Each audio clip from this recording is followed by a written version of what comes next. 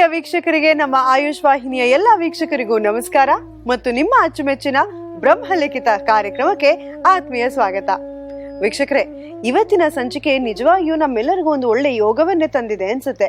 ಯಾಕೆಂದ್ರೆ ತಿಳಿಯದಂತಹ ವಿಚಾರಗಳ ಬಗ್ಗೆ ಮಾಹಿತಿಯನ್ನ ಪಡ್ಕೊಳ್ಳೋದು, ನಂತರ ನಮ್ಮ ಜೀವನದಲ್ಲೂ ಏನೋ ಒಂದು ಎಡವಟ್ಟಾದ್ರೆ ಇಂಥ ವಿಚಾರಗಳ ಮೂಲಕ ನಮ್ಮ ಜೀವನದಲ್ಲಿ ಆಗುವಂತ ಆಗು ಹೋಗುಗಳನ್ನ ತಿದ್ದುಕೊಳ್ಳೋದು, ಇದು ಕೂಡ ಒಂದು ರೀತಿಯ ಯೋಗ ಅಂದ್ರೆ ತಪ್ಪಾಗ್ಲಾರ್ದು ಅಲ್ವಾ? ಏನಿವತ್ತು ಬರೀ ಯೋಗಗಳ ವಿಚಾರವೇ ನಡೀತಿದೆ ಅಂತ ಯೋಚನೆ ಮಾಡ್ತಿದ್ದೀರಾ? ಖಂಡಿತವಾಗಿ ಹೌದು. ಕಳೆದ ಸಂಚಿಕೆಯಲ್ಲಿ ಗುರುಜಿಯವರು ಬಹಳ ವಿಭಿನ್ನವಾದ 2 ಯೋಗಗಳ ಕುರಿತು ಮಾಹಿತಿಯನ್ನು ಹೊತ್ತು ತಂದಿದ್ರು. ಇವತ್ತಿನ ಸಂಚಿಕೆಯಲ್ಲೂ ಕೂಡ ಅಂಥ ಮತ್ತಷ್ಟು ಯೋಗಗಳ ಕುರಿತು ಮಾಹಿತಿಯನ್ನ ನೀಡ್ತಾರೆ. ನೋಡೋಣ ಈ ಯೋಗಗಳ ಮಾಹಿತಿಯಿಂದ ಯಾರ ಯೋಗ ಬದಲಾಗುತ್ತೆ ಅಂತ. ಹಾಗಾದ್ರೆ ಬನ್ನಿ, ನಿಮ್ಮೆಲ್ಲರ ಅಚ್ಚುಮೆಚ್ಚಿನ ಶ್ರೀಯುತ ಸಚ್ಚಿದಾನಂದ ಬಾಬು ಗುರುಗಳನ್ನ ಕಾರ್ಯಕ್ರಮಕ್ಕೆ ಸ್ವಾಗತಿಸೋಣ. ಗುರುಗಳೇ, ಕಾರ್ಯಕ್ರಮಕ್ಕೆ ಆತ್ಮೀಯ ಸ್ವಾಗತ. ನಮಸ್ಕಾರ. ಈ ಕಾರ್ಯಕ್ರಮ ಶುರುವಾದಾಗಿಂದ ನಮಗೊಂದು ರೀತಿ ಯೋಗ ಅಂತಾನೆ ಹೇಳ್ಬೋದು ಗುರುಜಿ, ಜ್ಞಾನ ಯೋಗ ಅಂತ ಹೇಳ್ಬೋದು. ಏನೋ ಒಂದು ವಿಚಾರ ತಿಳ್ಕೊತಾ ಇರ್ತೀವಿ, ಏನೋ ಒಂದು ವಿಚಾರವನ್ನ ಫಾಲೋ ಮಾಡ್ತಾ ಇರ್ತೀವಿ. ಪ್ರೀವಿಯಸ್ ಸಂಚಿಕೆಗಳಲ್ಲಿ ಒಂದಷ್ಟು ಸಂಚಿಕೆಯಲ್ಲಿ ನೀವು ಯಾವ ರೀತಿ ಉಸಿರಾಟಗಳನ್ನ ಯಾವ ರೀತಿ ನಡೆಸಬೇಕು, ಅದರಿಂದ ಆರೋಗ್ಯಕ್ಕೆ ಯಾವ ರೀತಿ ಹೆಲ್ಪ್ ಆಗುತ್ತೆ, ಇದನ್ನ ಪ್ರಾಕ್ಟೀಸ್ ಮಾಡಿ ಅಂತ ಕೂಡ ಹೇಳಿದ್ರಿ. ನಾವು ಕೂಡ ಅದನ್ನ ಚಾಚು ತಪ್ಪದೆ ಪಾಲಿಸ್ತಾ ಇದ್ದೀವಿ. ಈಗ ಇವತ್ತಿನ ಸಂಚಿಕೆಯಲ್ಲಿ ಯಾವ ಯೋಗದ ಕುರಿತು ಮಾತಾಡ್ತಿದ್ದೀರಿ? ಸಾಧಾರಣವಾಗಿ ಒಂದು ಮನುಷ್ಯ ಅಂದ್ರೆ ಒಂದು ವೀಕ್ನೆಸ್ ಏನು ಅಂದ್ರೆ, ಎಲ್ರಿಗೂನು ಒಂದು ದುಡ್ಡು ಅಂತ, ದುಡ್ಡು ಇರಬೇಕು ಅಂತ. ದುಡ್ಡು ಎಷ್ಟಿರ್ಬೇಕು ಅಂತ ಲೆಕ್ಕಾಚಾರಗಳು ಹಾಕೋಬೇಕು. ಕೆಲವರು ಜಾಸ್ತಿ ಇರಬೇಕು ಅನ್ಕೊಳ್ತಾರೆ, ಕೆಲವರು ನಮ್ಗೆ ತಕ್ಕ ಮಟ್ಟಿಗೆ ನಮ್ ಖರ್ಚಿಗಾದ್ರೆ ಸಾಕು ಅನ್ಕೊಳ್ತಾರೆ. ಬಟ್ ಟೋಟಲ್ ದುಡ್ಡು ಬಂದು ಬಹಳ ಇಂಪಾರ್ಟೆಂಟ್ ಆಗುತ್ತೆ. ಗುರುಗೆ ಧನಕಾರಕ ಅಂತೀವಿ. ಯಾವುದೇ ಜಾತಿಯಲ್ಲಿ ಗುರು ಪೊಸಿಷನ್ ಸ್ಟಡಿ ಮಾಡಿದಾಗ ನಾವು ಅದೊಂದೇ ಗುರು ಪೊಸಿಷನ್ ಮಾತ್ರ ತಗೊಂಡ್ರೆ ಅವರು ಎಷ್ಟು ಮಟ್ಟಕ್ಕೆ ಸಾಹುಕಾರ ಆಗ್ಬೋದು ಅಂತ ನಾವು ತಕ್ಕ ಮಟ್ಟಿಗೆ ಹೇಳ್ಬೋದು. ಬಟ್ ಅದು ಬಹಳ ಅನುಭವ ಬೇಕಾಗತ್ತೆ. ಇವಾಗ ಅಷ್ಟಮದಲ್ಲಿ ಗುರು ಇದ್ರೆ ಸಾಧಾರಣವಾಗಿ ದುಡ್ಡಕ್ಕೆ ಬಹಳ ತೊಂದರೆ ಪಡ್ತಾರೆ ಅಂತ ಹೇಳ್ತಾರೆ ನೋಡಿ, ಅದು ತಪ್ಪದು. ನಾವೇನ್ ಮಾಡ್ಬೇಕು ಅಂದ್ರೆ, ಯಾವ ಲಗ್ನಕ್ಕೆ ಅಂತ, ಇವಾಗ ಮಕರ ಲಗ್ನಕ್ಕೋ ಅಥವಾ ಕುಂಭ ಲಗ್ನಕ್ಕೆ ಗುರು ಅಷ್ಟಮದಲ್ಲಿ ಇದ್ರೆ ಅದು ಜನರಲಿ ಇಟ್ಸ್ ನಾಟ್ ಗುಡ್.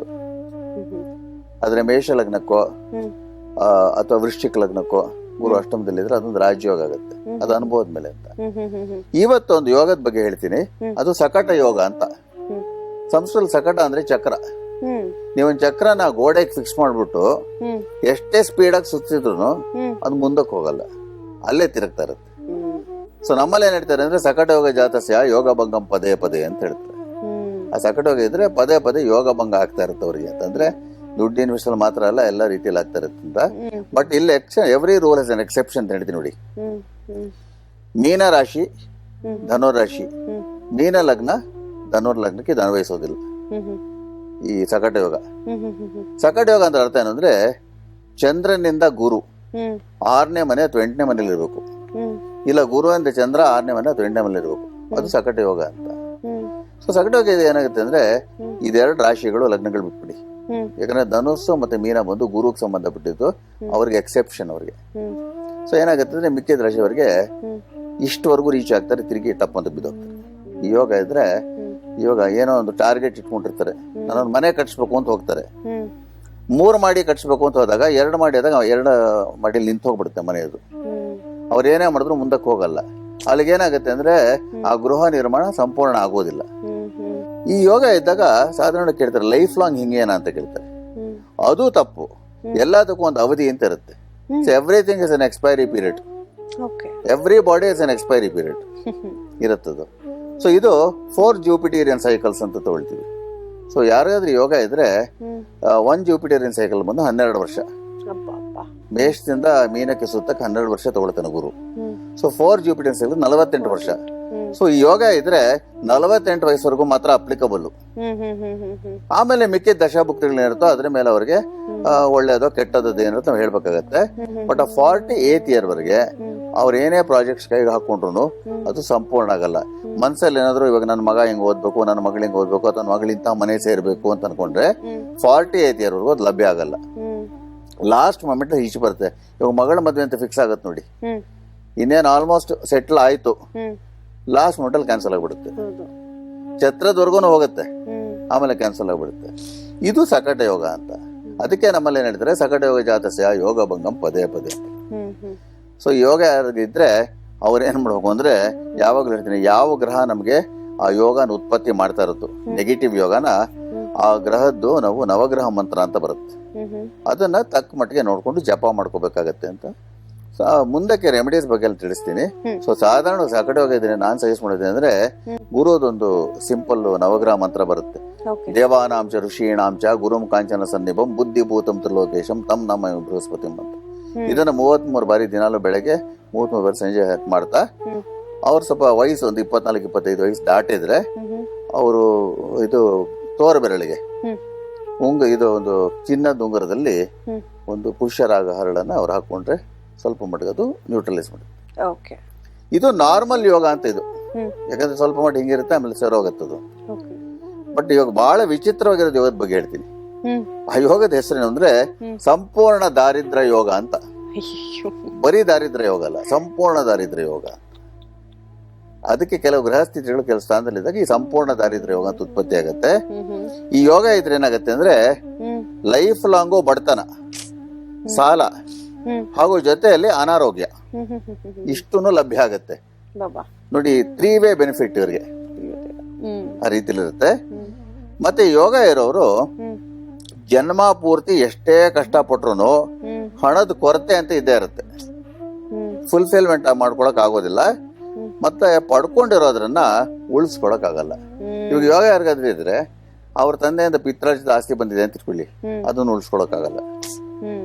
ಯಾವ್ದು ಆಸ್ತಿ ಅಥವಾ ಇವರೇ ಆಸ್ತಿ ಮಾಡ್ಕೊಂಡಿರ್ತಾರೆ ಅಂತ ಇಟ್ಕೊಳ್ಳಿ, ಫಸ್ಟ್ ಆಫ್ ಆಲ್ ಆಸ್ತಿ ಮಾಡ್ಕೊಳಕ್ ಆಗಲ್ಲ ಯೋಗ ಇದ್ರೆ. ಯಾಕಂದ್ರೆ ಸಂಪೂರ್ಣ ದಾರಿದ್ರ್ಯ ಯೋಗ ಅಂದ್ರೆ ಏನು, ಫುಲ್ ದಾರಿದ್ರ್ಯನೇ.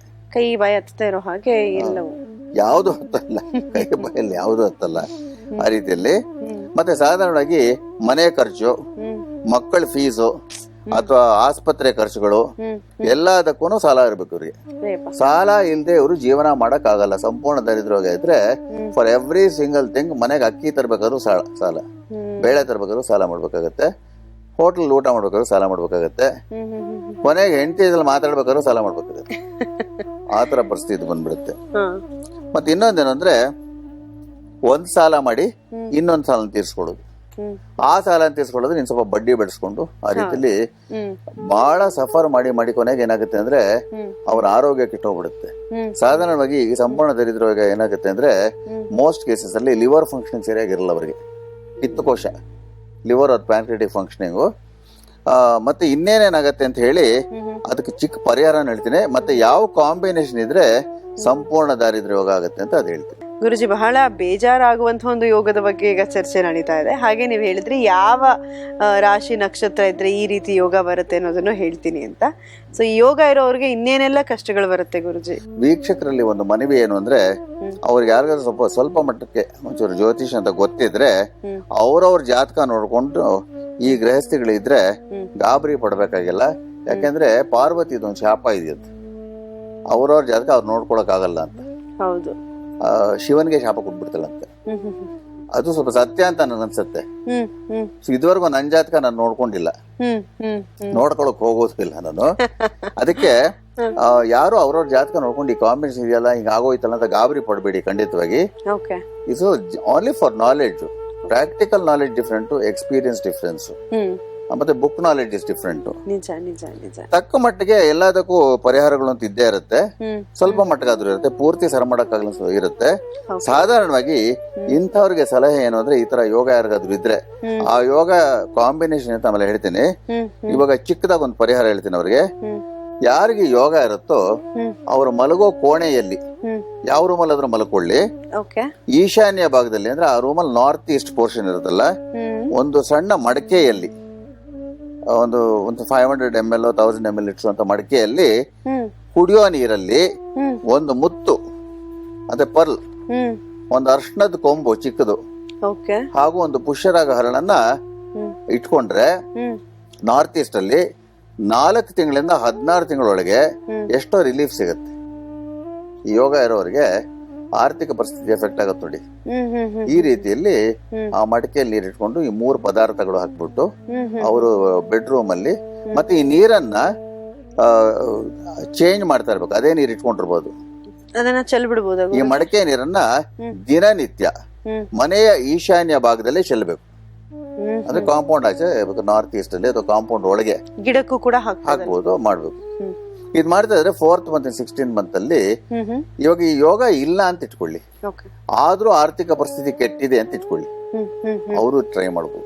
ಓಕೆ, ಅಂದ್ರೆ ಆ ಯೋಗ ಇಲ್ಲದೆ ಇದೇ ರೀತಿ ಕಷ್ಟಗಳನ್ನ ಅನುಭವಿಸಿ ಸಾಲಗಳಿಗೆ ಸಿಕ್ಕಾಕೊಂಡಿರೋರು ಕೂಡ ಮಾಡ್ಕೋಬಹುದು ಅದನ್ನ. ಈ ಯೋಗ ಯಾಕೆ ಉತ್ಪತ್ತಿ ಆಗತ್ತೆ ಅಂದ್ರೆ ಈ ಕಾಂಬಿನೇಷನ್ಸ್ ನೋಡಿ, ಲಾಭಸ್ಥಾನಾಧಿಪತಿ ಅಂದ್ರೆ 11ನೇ ಅಧಿಪತಿ ಷಷ್ಠದಲ್ಲಿ ಅಥವಾ ಅಷ್ಟಮದಲ್ಲಿ ಅಂದ್ರೆ 6ನೇ ಮನೇಲಿ 8ನೇ ಮನೇಲಿ ಇದ್ರೆ 11th ಲಾರ್ಡ್ ಇಂದ 6th or 8th ಹೌಸ್. ಮತ್ತೆ ಧನಸ್ಥಾನಾಧಿಪತಿ ಅಂದ್ರೆ ದ್ವಿತೀಯಾಧಿಪತಿ 2ನೇ ಮನೆಗೆ ಧನಸ್ಥಾನ ಅಂತೀವಿ. ಹಾಗೂ ಲಗ್ನಾಧಿಪತಿ ವ್ಯಯಸ್ಥಾನದಲ್ಲಿದ್ರೆ ಅಂದ್ರೆ 12ನೇ ಮನೆಯಲ್ಲಿದ್ರೆ, ಹಾಗೂ ಗುರು ಕೇತು ಜೊತೆ ಚಂದ್ರನಿಂದ ಅಷ್ಟಮದಲ್ಲಿದ್ರೆ, ಗುರು ಕೇತು ಚಂದ್ರನಿಂದ 8th ಹೌಸ್ ಅಲ್ಲಿದ್ರೆ ಸಂಪೂರ್ಣ ದಾರಿದ್ರ್ಯ ಯೋಗ ಉಂಟಾಗುತ್ತೆ. ಸೊ ಈ ಯೋಗ ಇದ್ದವರಿಗೆ ಪಾಪ ಈ ರೀತಿ ಇರುತ್ತೆ. ಬಟ್ ನೀವು ಹೇಳೋದಲ್ಲ ಸರಿಪಡಿಸ್ಕೋಬಹುದು. ಇದೆಲ್ಲ ಏನು ಗೊತ್ತಾ, ನಮ್ಮ ಪೂರ್ವಿಕರು ಒಂದು ಇವಾಗ ಸಿಂಪಲ್ ಆಗಿ ಹೇಳ್ತಾರೆ ನೋಡಿ, ಮೆಡಿಕಲ್ ಪೀಪಲ್ ಇವಾಗ ನಿಮ್ಗೆ ಲೆಫ್ಟ್ ಹ್ಯಾಂಡ್ ಹೋಗ್ತಾ ಇದ್ರೆ ಹಾರ್ಟ್ ಟ್ರಬಲ್ ಬರ್ಬೋದು, ಸಿಂಪ್ಟಮ್ಯಾಟಿಕ್. ಅದನ್ನ ನಾವು ಫ್ಯಾಟಲಿಸ್ಟಿಕ್ ಆಗಿ ತಗೊಳಕ್ ಹೋಗಬಾರ್ದು. ಯಾಕಂದ್ರೆ ಯಾವತ್ತು ಅನುಭವ ಬಹಳ ಮುಖ್ಯ ಇದೆ. ಇದುವರೆಗೂ ನಾನಂತೂ ಎಲ್ಲೂ ಕೇಳಿಲ್ಲ ಗುರುಜಿ ಇಂಥ ಯೋಗಗಳ ಬಗ್ಗೆ. ಅಂದ್ರೆ ಎಷ್ಟು ಅದರಲ್ಲಿ ಒಳ್ಳೇದಿದೆಯೋ ಅಷ್ಟೇ ಒಂದಷ್ಟು ಕಷ್ಟಗಳು ಕೂಡ ಬರ್ತಾ ಇದಾವೆ. ಇದು ಬಹಳ ವಾಸ್ಟ್ ಸಬ್ಜೆಕ್ಟ್ ಇದು. ಇದೊಂದು ಯೋಗ ಆಯ್ತು. ಇನ್ನೊಂದು ಯೋಗ ಬರುತ್ತೆ, ವಿಚಿತ್ರವಾಗಿರೋ ಯೋಗ. ಆ ಯೋಗಕ್ಕೆ ಹೆಸರು ಗೃಹನಾಶ ಯೋಗ ಅಂತ. ನಾನು ಹೇಳಲೇಬೇಕಾಗಿದೆ. ಯಾಕಂದ್ರೆ ನೋಡಿ, ಎಷ್ಟೋ ಜನ ಬಾಡಿಗೆ ಮನೇಲಿದ್ದಾಗ ಬಹಳ ಚೆನ್ನಾಗಿರ್ತಾರೆ. ಕಷ್ಟಪಟ್ಟು ವರ್ಷಗಟ್ಟಲೆ ದುಡ್ಡೆಲ್ಲ ಹೊಂದ್ಸ್ಬಿಟ್ಟು ಹಣ ಸೇರಿಸಿ ಒಂದು ಚಿಕ್ಕದಾಗ ಒಂದು ನಿವೇಶನ ತಗೊಂಡು 20, 30, 40 ಕಷ್ಟಪಟ್ಟು ತಗೊಳ್ತಾರೆ ಪಾಪ. ಅಲ್ಲಿ ಚಿಕ್ಕದಾಗ ಒಂದು ಮನೆ ನಿರ್ಮಾಣ ಮಾಡ್ಕೊಂಡು ಸದ್ಯ ಸ್ವಂತ ಮನೆ ಹೋದ್ವಲ್ಲ ಅಂತ ಖುಷಿ ಪಡ್ತಾರೆ. ಬಹಳ ಕಷ್ಟಪಟ್ಕೊಂಡು ಮಾಡ್ತಾರೆ. ಆದ್ರೆ ಕೆಲವ್ರಿಗೆ ಏನಾಗುತ್ತೆ, ಕೆಲವರು ದೊಡ್ಡ ಮನೇನೋ ಕಟ್ಸ್ತಾರೆ, ಅದು ಬೇರೆ ವಿಷಯ. ಬಾಡಿಗೆ ಮನೆಯಿಂದ ಹೋಗಿ ದೊಡ್ಡ ಮನೇನ ಕಟ್ಸ್ಕೊಳ್ತಾರೆ. ಯಾರೋ ಹೇಳ್ತಾರೆ ಅವ್ರಿಗೆ, ನಿಮ್ಗೆ ಒಳ್ಳೆ ಯೋಗ ಬಂದಿದೆ, ನೀವು ಮನೆ ಕಟ್ಸ್ಕೊಂಡು ಹೋಗ್ತೀರ ಅಂತ. ಪಾಪ ಹೋಗ್ತಾರೆ ಅವರು. ಆದ್ರೆ ಏನಾಗುತ್ತೆ ಅಂದ್ರೆ ಆ ಮನೆಗೆ ಹೋದ್ಮೇಲೆ, ಸ್ವಂತ ಮನೆಗೆ ಹೋದ್ಮೇಲೆ 2ನೇ ವರ್ಷದಿಂದ 5ನೇ ವರ್ಷದೊಳಗೆ ಏನೇನೋ ಸಮಸ್ಯೆಗಳು ಉಂಟಾಗಿ ಸಾಲ ಹೆಚ್ಚಾಗಿ ತೀರ್ಸ್ಕೊಳಕ್ಕಾಗದೆ ಆ ಮನೆಯನ್ನ ಮಾರ್ಬೇಕಾಗತ್ತೆ. ಮಾರ್ಬಿಡ್ತಾರೆ. ಬಹಳ ಜನ ಹತ್ರ ಬಂದಿದ್ದಾರೆ. ಹೋಗಿದ್ವಿ ನಾವು ಐಷಾರಾಮಿಯಾಗಿ ಮನೆ ಕಟ್ಕೊಂಡೆ, ಆಮೇಲೆ ಏನೋ ಟುಸ್ ಆಗೋಯ್ತು. ವಾಪಸ್ ಇವಾಗ ಮೊದ್ಲಿದ್ದ ಬಾಡಿಗೆ ಮನೆ ಅಂತ ಕೆಳಗಡೆ ಇರುವಂತ ಬಾಡಿಗೆ ಮನೆಗೆ ಬಂದ್ಬಿಟ್ಟಿದೀವಿ ನಾವು. ಏನ್ ಗುರುಗಳೇ ನಮ್ಗೆ ಹಿಂಗ ಆಗೋಯ್ತು ಅಂತ ಕೇಳ್ತಾರೆ. ಹಾಗೆ ಕೆಲವೊಮ್ಮೆ ನಮ್ಗೆ ಅನ್ನಿಸ್ತಿರುತ್ತೆ, ಏನಪ್ಪಾ ನನ್ಗೆ ಏನೋ ಜಾತಕದಲ್ಲಿ ದೋಷ ಇಲ್ಲ, ಆದ್ರೂ ಯಾಕೆ ಹೀಗೆಲ್ಲ ಆಗ್ತಿದೆ ಅಂತ. ಬಹುಶಃ ಯೋಗ ಅವ್ರಿಗೆ ಬಂದಿರತ್ತೆ, ಅದು ಅವ್ರಿಗೆ ತಿಳಿದಿರಲ್ಲ. ಅದೇ ಇದಕ್ಕೆ ಗೃಹನಾಶ ಯೋಗ ಅಂತ ಹೇಳ್ತಾರೆ.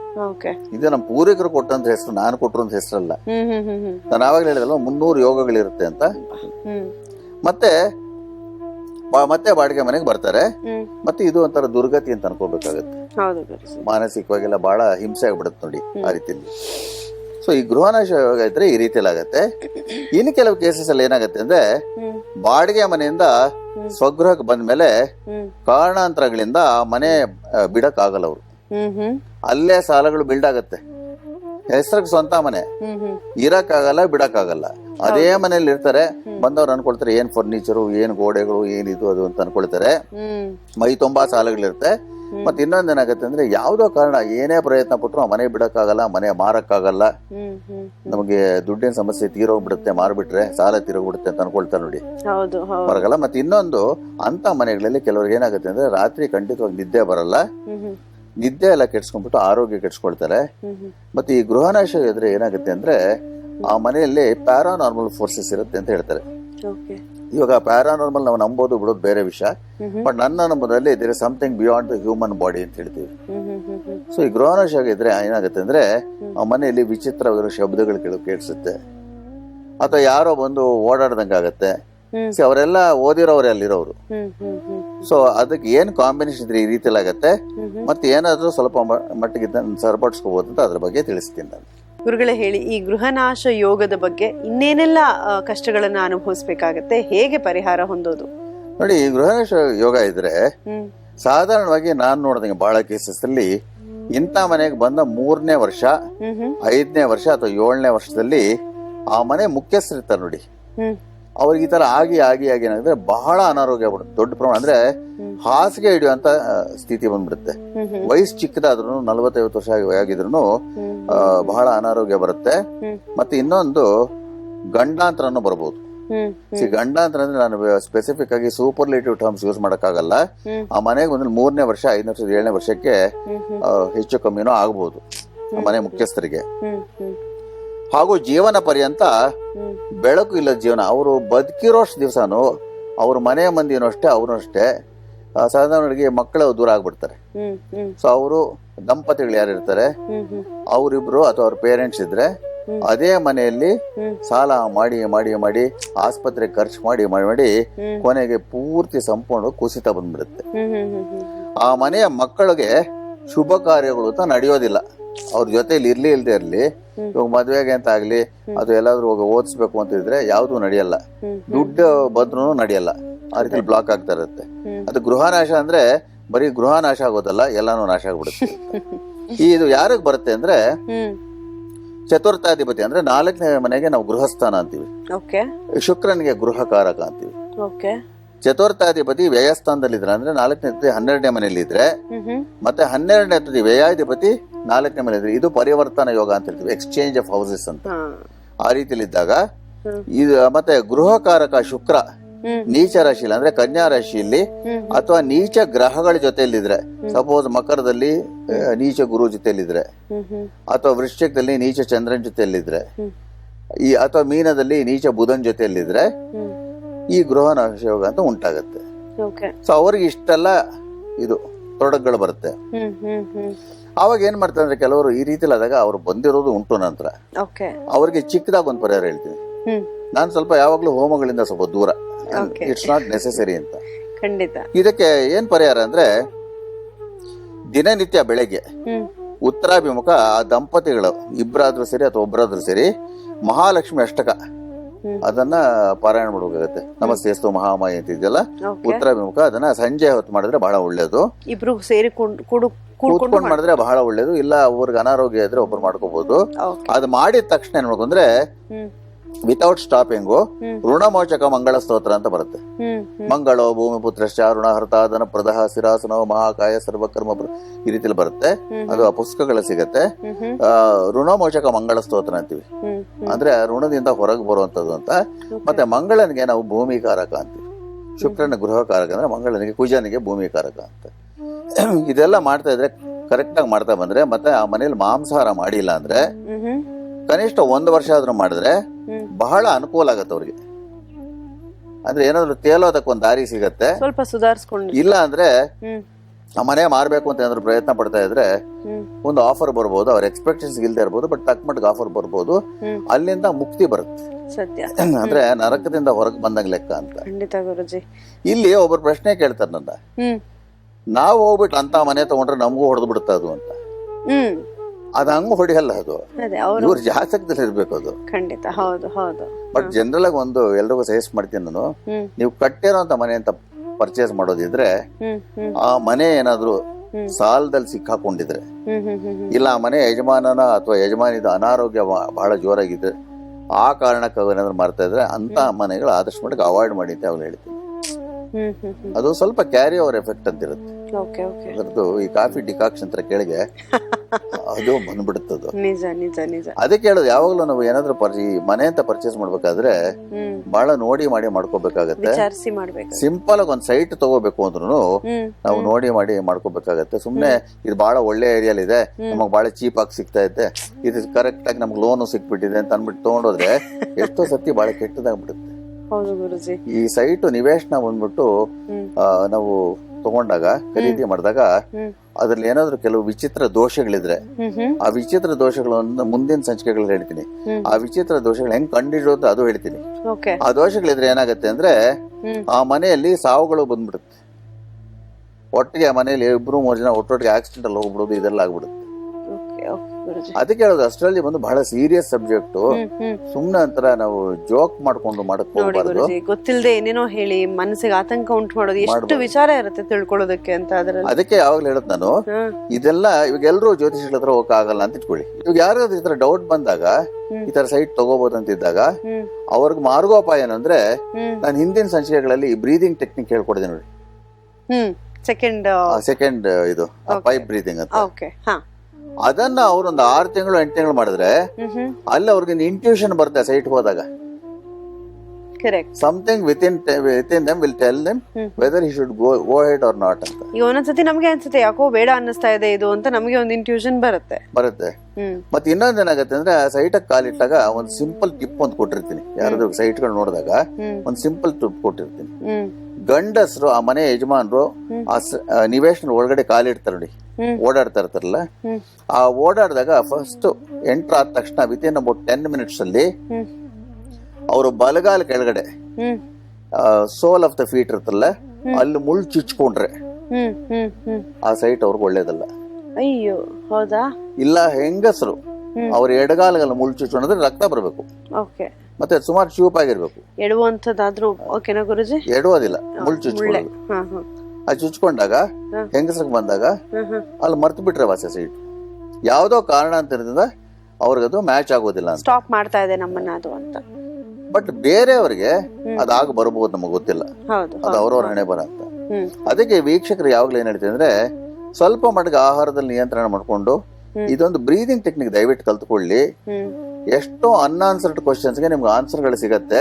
ಇದು ಕಾಲಕ್ರಮೇಣ ಕಪಲ್ ಆಫ್ ಮನ್ಸಲ್ಲಿ ನಿಮಗೆ ಗೊತ್ತಾಗತ್ತೆ, ನಿಮಗೆ ದಾರಿ ಗೊತ್ತಾಗತ್ತೆ. ಅವಾಗ ಯಾರ ಮೇಲೂ ಡಿಪೆಂಡ್ ಆಗುವಂತ ಅವಶ್ಯಕತೆನೂ ಇರೋದಿಲ್ಲ. ಖಂಡಿತ ಗುರುಜಿ, ಖಂಡಿತ. ನೀವು ಹೇಳಿದಂತ ಅಷ್ಟೂ ಮಾತುಗಳು ನಿಜಕ್ಕೂ ಸತ್ಯ. ಜೊತೆಗೆ ನೀವು ಹೇಳಿದ್ರಿ ನಮ್ಮಲ್ಲಿ ನಾವೇ ಆ ಪಾಸಿಟಿವಿಟಿನ ಕೂಡ ತಂದ್ಕೋಬಹುದು. ಅದಕ್ಕೆ ನೀವು ಹೇಳಿದಾಗೆ ಒಂದಷ್ಟು ಬ್ರೀದಿಂಗ್ ಟೆಕ್ನಿಕ್ಸ್ನ ಅಥವಾ ಆಗಿರ್ಬೋದು, ಅಥವಾ ನೀವು ಹೇಳ್ಕೊಡುವಂತಹ ಆ ಬೀಜ ಮಂತ್ರಗಳಾಗಿರ್ಬೋದು, ಇಂಥದ್ದೆಲ್ಲ ಮನೆಯಲ್ಲಿ ಸಣ್ಣ ಪುಟ್ಟ ನಾವು ಮಾಡ್ಕೋತಾ ಇದ್ರೆ ಆಗುವಂತ ಅನಾಹುತನ ಒಂದು ಸ್ವಲ್ಪ ಮಟ್ಟಿಗಾದ್ರೂ ನಾವು ತಪ್ಪಿಸ್ಕೋಬಹುದು. ಓಕೆ ಗುರುಜಿ, ಇಂಥ ಒಂದು ಅದ್ಭುತವಾದ ಮಾಹಿತಿಯನ್ನ ಇವತ್ತಿನ ಸಂಚಿಕೆಯಲ್ಲೂ ನೀಡಿದ್ದೀರಿ. ಮುಂದಿನ ಸಂಚಿಕೆಯಲ್ಲಿ 300 ಯೋಗಗಳಿದೆ, ಅದ್ರ ಬಗ್ಗೆ ಮತ್ತಷ್ಟು ಹೇಳ್ತೀನಿ ಅಂತಿದ್ದೀರಾ. ನಾವು ಕಾಯ್ತಾ ಇರ್ತೀವಿ ಗುರುಜಿ. ಅಲ್ಲಿವರೆಗೂ ನಮಸ್ಕಾರ. ನಮಸ್ಕಾರ ವೀಕ್ಷಕರೇ, ಇವತ್ತಿನ ಸಂಚಿಕೆಯಲ್ಲಿ ಗುರುಜಿ ಒಂದಷ್ಟು ಮಾಹಿತಿಯನ್ನ ತಿಳಿಸ್ಕೊಟ್ರು. ಏನೇ ಆದ್ರೂ ಕೂಡ ಅದಕ್ಕೆ ಭಗವಂತ ಒಂದು ಪರಿಹಾರ ಅಂತ ಕೂಡ ಇಟ್ಟಿರ್ತಾನೆ. ಆ ಪರಿಹಾರವನ್ನ ಪಾಲಿಸೋದ್ರಿಂದ ನಮ್ಮ ಪರಿಸ್ಥಿತಿ ಸ್ವಲ್ಪ ಮಟ್ಟಕ್ಕೆ ಸುಧಾರಿಸುತ್ತೆ ಕೂಡ ಅನ್ನುವಂತ ಒಂದು ಆತ್ಮಸ್ಥೈರ್ಯವನ್ನು ಕೂಡ ಕೊಟ್ಟಿದ್ದಾರೆ. ಇದರೊಂದಿಗೆ ಇವತ್ತಿನ ಸಂಚಿಕೆಯನ್ನ ಮುಗಿಸ್ತಿದ್ದೀವಿ. ಮತ್ತಷ್ಟು ವಿಶೇಷ ಸಂಚಿಕೆಯೊಂದಿಗೆ ಭೇಟಿ ಆಗ್ತೀವಿ ಮುಂದಿನ ಬ್ರಹ್ಮಲಿಖಿತ ವಿಶೇಷ ಕಾರ್ಯಕ್ರಮದಲ್ಲಿ. ನಮಸ್ಕಾರ.